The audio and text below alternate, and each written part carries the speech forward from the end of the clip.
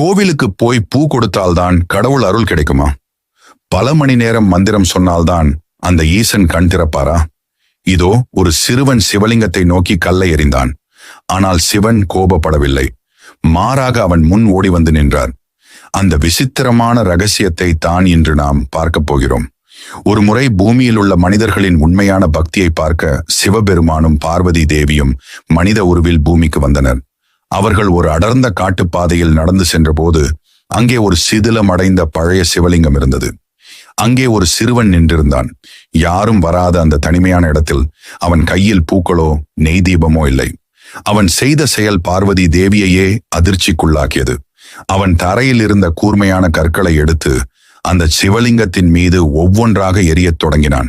இதைக் கண்ட பார்வதி தேவி கோபத்துடன் கேட்டார், சுவாமி, இவன் என்ன செய்கிறான்? லிங்கத்தின் மீது கல்லால் அடிப்பது மகா பாவம் அல்லவா? இவனை இப்போதே தண்டிப்போம் என்றார். ஆனால் சிவபெருமான் ஒரு மெல்லிய புன்னகையுடன், பார்வதி, அவன் கைகள் கற்களை வீசுகின்றன, ஆனால் அவன் உள்ளம் என்னை அழைக்கிறது. அவன் வீசும் ஒவ்வொரு கல்லிலும் ஒரு தேடல் இருக்கிறது, காத்திரு என்றார்.